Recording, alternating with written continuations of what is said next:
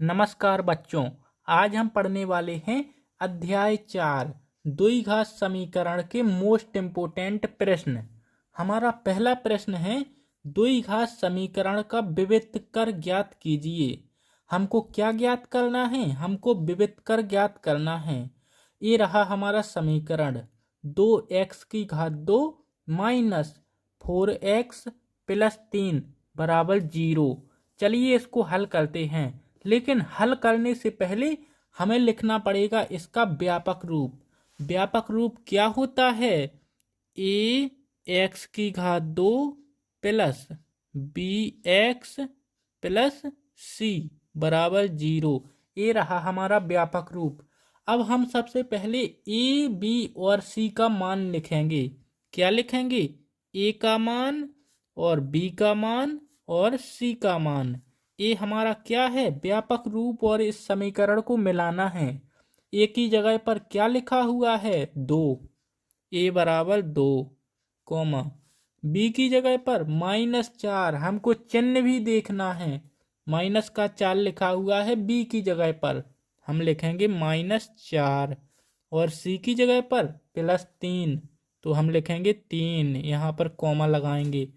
अब दोस्तों हम इसका विविध कर ज्ञात करेंगे। विविध कर का सूत्र क्या होता है? विविध कर का सूत्र होता है d बराबर, किसके बराबर? d बराबर, हम d को लिखते हैं विविध कर। d बराबर b⁴ माइनस 4ac। ये होता है हमारा विविध कर का सूत्र। यहाँ पर मैं लिख देता हूँ विविध कर। चलिए अब इस सूत्र में मान रखते हैं। हमारा सूत्र है विविध कर d बराबर b⁴ माइनस 4ac। चलिए अब इसमें मान रखते हैं। d बराबर b हमारा कितना है? b है हमारा -4। हम लिखेंगे -4 होल स्क्वायर माइनस 4ac, 4 गुणे ए हमारा कितना है? 2 और c कितना है? 3। इसको एक कोष्टक में लिख देते हैं। चलिए इनके गुणा करते हैं। -4 इंटू -4 एक कोष्टक में कर लेता हूँ। माइनस इसका भी गुणा करते हैं। 4 दूनी 8, 4 का 2 में करेंगे 8 गुणे 3 एक कोष्टक में। चलिए इसको 4 का गुणा 4 में करेंगे, कितना आएगा? 16, प्लस का 16 आएगा। माइनस का गुणा माइनस में होगा, प्लस हो जाएगा। -8 × 24, कितना आया? 24 बराबर ये यहाँ पर 24 है माइनस का, और 24 बड़ी संख्या है और 16 है छोटी संख्या। तो हम बड़ी संख्या में से छोटी संख्या को घटा देंगे और चिन्ह रखेंगे बड़ी संख्या का। अब हम 24 में से 16 को घटाएंगे। 24 में से 16 जाएगा, कितना बचेगा? 8। और चिन्ह रखना है हमको बड़ी संख्या का। 24 का चिन्ह क्या है? माइनस। हमारा निकला d बराबर -8। ये है हमारा विविध कर। तो बच्चों हमारा अगला प्रश्न है, निम्न द्विघात समीकरणों के मूल ज्ञात कीजिए। क्या ज्ञात करना है हमको? इस प्रश्न में हमको मूल ज्ञात करना है। हमारा प्रश्न है x⁴ माइनस 3x माइनस 10 बराबर 0। ये रहा हमारा समीकरण। हम मूल कितनी विधियों से ज्ञात कर सकते हैं? बच्चों हम द्विघात समीकरण के मूल 2 विधियों से ज्ञात कर सकते हैं। द्विघात समीकरण विधि या फिर गुणनखंड विधि। द्विघात समीकरण विधि को ही श्रीधराचार्य विधि कहते हैं।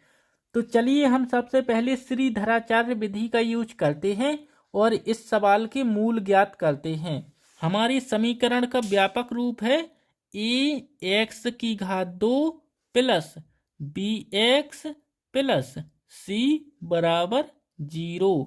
ये हमारा क्या है? ये है व्यापक रूप। हम सबसे पहले a का मान लिखेंगे। a की जगह पर कितना है? जहाँ पर कुछ ना हो वहाँ पर 1 होता है। a की जगह पर कुछ नहीं लिखा, यहाँ पर 1 है। a बराबर 1। b की जगह पर है -3 और c बराबर -10 है। चलिए बच्चों अब इन सभी मानों को सूत्र में रखते हैं, श्रीधराचार्य विधि वाले सूत्र में। श्रीधराचार्य विधि का सूत्र क्या होता है? एक्स बराबर minus b plus minus root विवितकर। विवितकर हमारा क्या होता है? बी की घात 2 माइनस 4ac। ए है हमारा विवितकर यानी डी, और यहाँ पर लिखेंगे 2a। इस विधि को हम श्रीधराचार्य विधि भी कहते हैं और द्विघात समीकरण विधि भी कहते हैं। चलिए इसमें मान रखते हैं और हल करते हैं। बिल्कुल आसान सवाल है। x बराबर माइनस बी लिखना है हमको। हमारा b कितना है? -3। हम सबसे पहले ये माइनस चिन्ह लिखेंगे, माइनस कोष्टक -3 लिख देंगे, प्लस माइनस रूट लगाएंगे b की घात 2 यानी -3 की घात 2 माइनस 4 गुणे ए हमारा कितना है? ए है 1 गुणे सी कितना है? -10। इन सभी का गुणा करेंगे।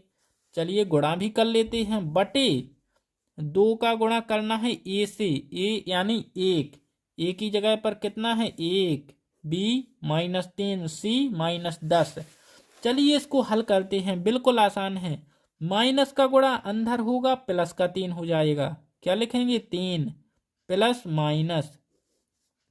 अब इस 3 का गुणा 3 से करेंगे तो प्लस का 3 हो जाएगा, यानी प्लस का 9 हो जाएगा। 3 का गुणा 3 में करेंगे 9 आएगा।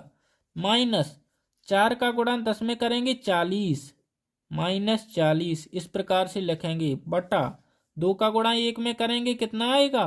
2 आएगा। चलिए इसको और हल करते हैं। बराबर 3 प्लस माइनस रूट।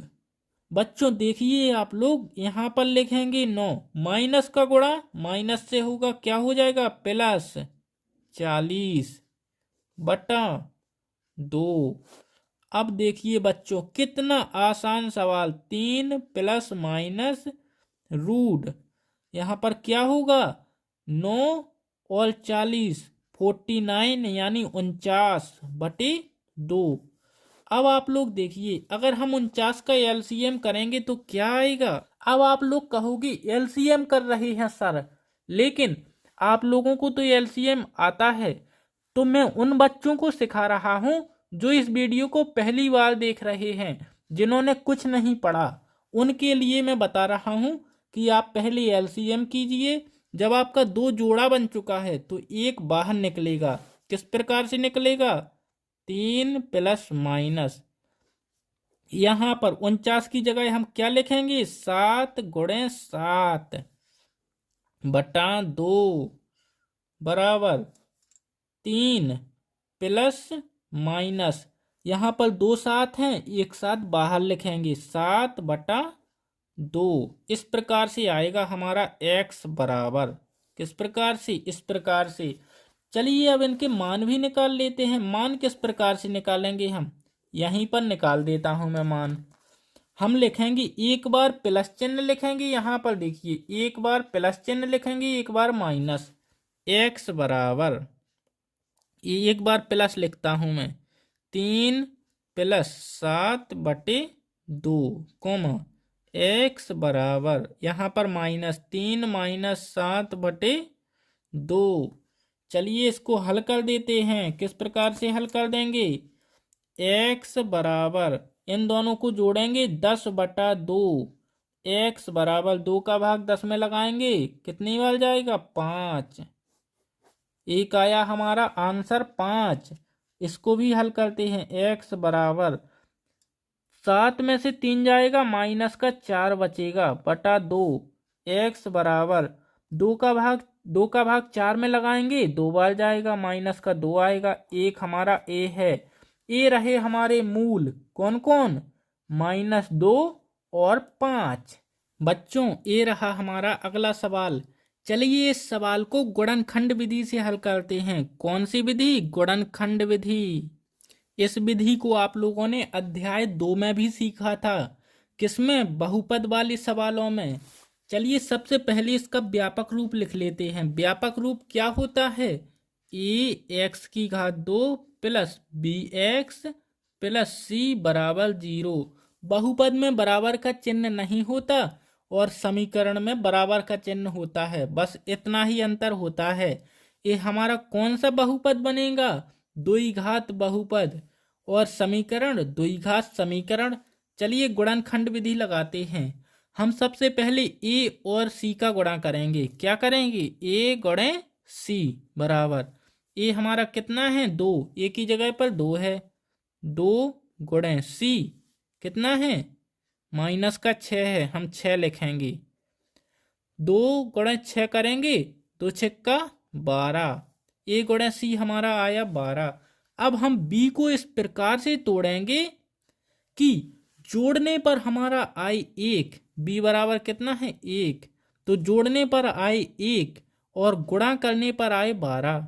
जोड़ने पर 1 और गुणा करने पर 12 और गुणा करने पर 12। चलिए बी को तोड़ते हैं। बी को किस प्रकार से तोड़ेंगे? हम लिख सकते हैं 4 गुणे 3। अगर 4 और 3 का गुणा करेंगे तो कितना आएगा? 12। कितना? 12 आना चाहिए। और अगर इन दोनों को जोड़ेंगे तो 4 प्लस 3 कितना आएगा? 4 3 तो आएंगे 7। अगर माइनस का 4 कर दिया जाए तो आएगा माइनस का 1, लेकिन हमको चाहिए प्लस का 1, तो हम 4 को रखेंगे प्लस का और 3 को करेंगे माइनस का। 4 में से 3 घटाएंगे, कितना बचेगा? 1। ये हमको चाहिए। क्या चाहिए? प्लस का 4 माइनस का 3। और 4 गुणे 3 करने पर 12 आया है। क्या आया है? 12। सबसे पहले लिखेंगे हम 2x की घात 2, 2x की घात 2। उसके बाद लिखेंगे प्लस, यहां से देखेंगे 4x। उसके बाद माइनस, क्या लिखा है यहाँ? -3, -3x लिख देंगे साथ में। उसके बाद यहां से माइनस का 6 बराबर 0। अब आप लोग देखिए इसमें क्या कॉमन है, जो इसमें भी हो और इसमें भी हो। और इसमें क्या कॉमन है? तो इसमें 2 भी कॉमन है, 2 इसमें है, 2 इसमें है, x इसमें है, x इसमें है। क्या है इसमें कॉमन? 2x। 2x कॉमन लेंगे तो यहाँ पर क्या बचेगा? x। प्लस का चिन्ह रखेंगे और यहाँ पर क्या बचेगा? यहाँ पर बचेगा खाली 2। माइनस का चिन्ह रखेंगे, यहाँ पर माइनस भी कॉमन है, माइनस। और क्या कॉमन है? 3 कोष्टक। यहाँ क्या बचा? 1। यहाँ पर प्लस का 2, माइनस चिन्ह कॉमन हो गया, प्लस का चिन्ह बचा। अब दोस्तों जो कुछ बाहर है उसको एक कोष्टक में लिखेंगे और जो कुछ अंदर है उसे एक कोष्टक में लिख देंगे। बाहर क्या है? 2x - 3, 2x और -3 एक कोष्टक में, और x प्लस 2 एक कोष्टक में बराबर 0। अब दोनों के बराबर में अलग अलग 0 करेंगे। 2x - 3 बराबर 0, x प्लस 2 बराबर 0। चलिए इसको हल कर देते हैं। कितना आसान हो गया। वही सवाल है जो हमने श्रीधराचार्य विधि से हल किया था।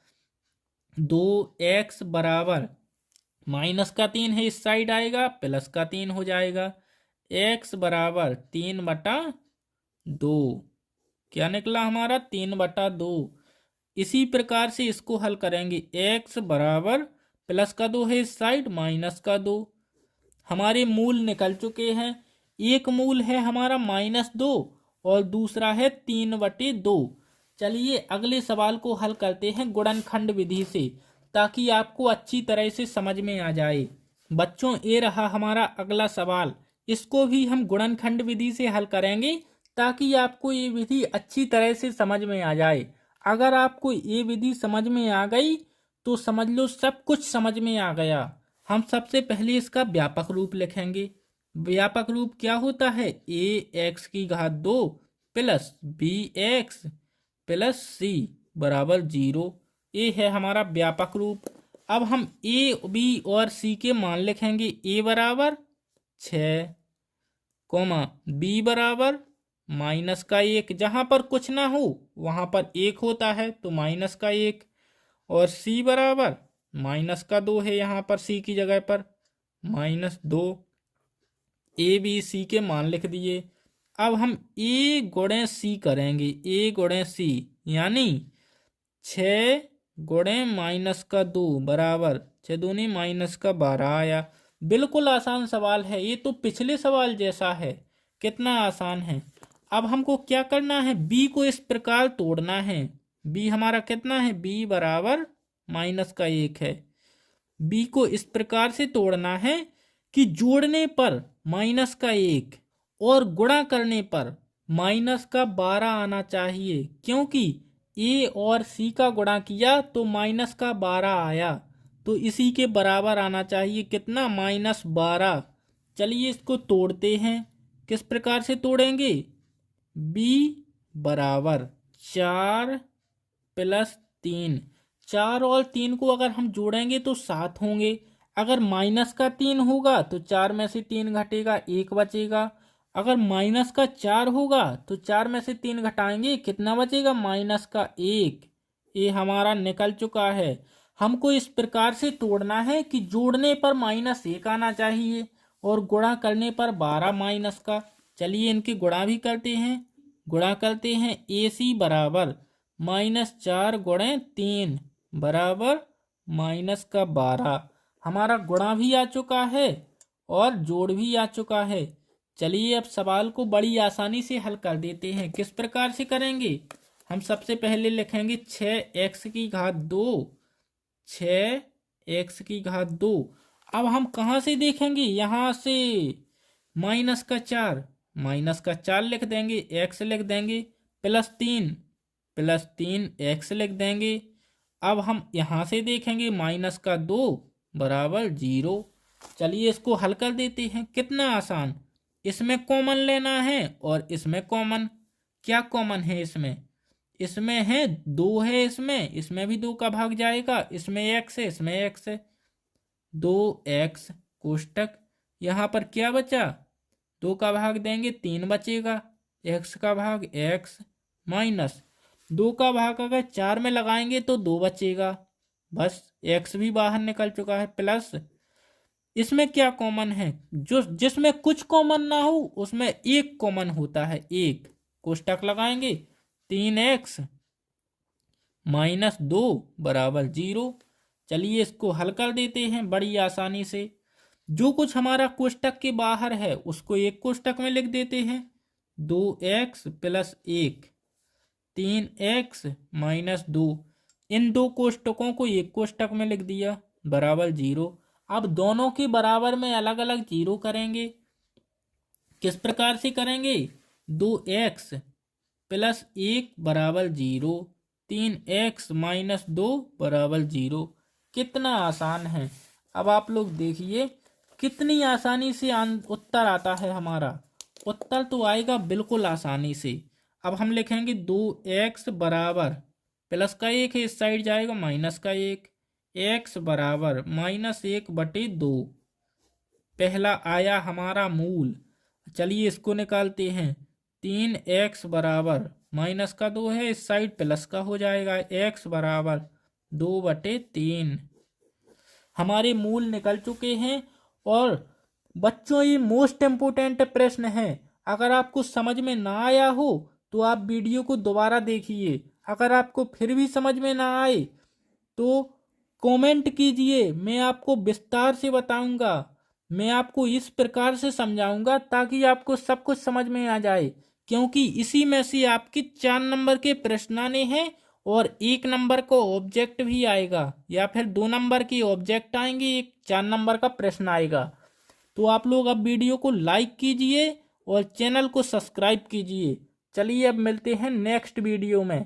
हमारी ये मोस्ट इम्पोर्टेंट की सीरीज चल रही है। आप लोग लाइक कीजिए, सब्सक्राइब कीजिए और मेरी सभी वीडियो देखिए। मैंने आपको मोस्ट इम्पोर्टेंट प्रश्न सिखाए हैं। चलिए मिलते हैं अब नेक्स्ट वीडियो में।